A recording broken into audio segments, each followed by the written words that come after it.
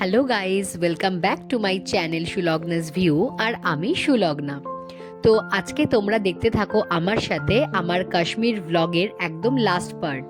তো এই লাস্ট পার্টেই আমি তোমাদের সাথে আমার কোনটা ঘোরা কমপ্লিট হয়নি সেটাই তোমাদের সাথে আমি শেয়ার করব। তো আজকে আমি ব্রেকফাস্ট কমপ্লিট করে এখন বেরিয়ে পড়েছি সোনমার্গের উদ্দেশ্যে।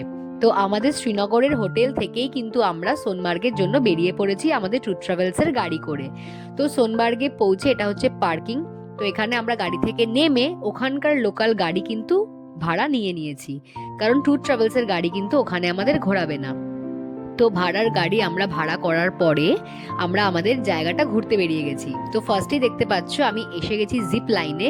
তো জিপ লাইনটা কিন্তু ভীষণই ভয়ঙ্কর লাগছিল আমার, বাট ওঠার পরে কিন্তু খুবই রিল্যাক্স ফিল হচ্ছিল, কারণ সেরকম ভয়েরও ছিল না।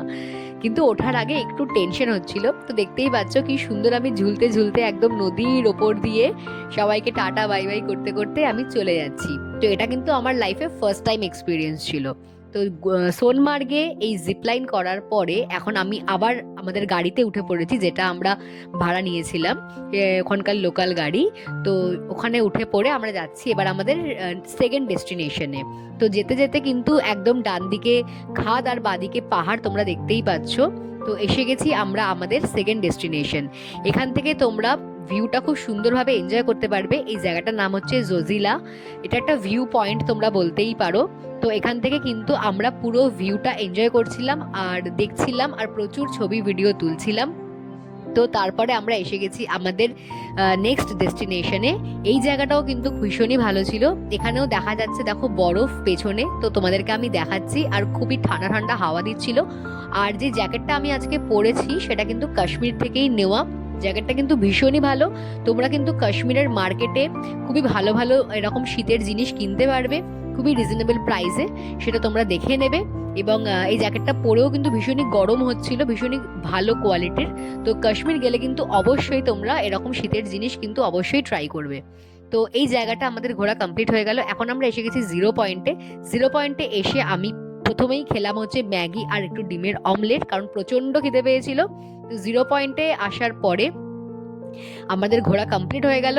এখন আমরা লাঞ্চ কমপ্লিট করে নিলাম, করে আমরা এসে গেছি নিশাদ গার্ডেনে। তো নিশাদ গার্ডেনও হচ্ছে আর একটা কাশ্মীরের ফেমাস গার্ডেন। তোমাদেরকে আগের পার্টে আমি দেখিয়েছিলাম একটা অন্য গার্ডেন, এটা কিন্তু আরও একটা অন্য গার্ডেন, সেটা ছিল নেহেরু গার্ডেন, এটা হচ্ছে নিশাদ গার্ডেন। তো আমরা যেহেতু বিকেলের টাইমে গেছিলাম, তো তখন সানসেট হচ্ছিল আর সেই সময় লাল আলোটা সূর্যের চারিদিকে ছড়িয়ে পড়ছিল। তো ভীষণই ভালো লাগছিল। তারপরে ওখানকার লোকাল আইসক্রিম ট্রাই করলাম, ওটাও কিন্তু খুব টেস্টি ছিল। তারপরে আমরা পরের দিনকে গাড়ি নিয়ে এখন চলে এসেছি জম্মুতে।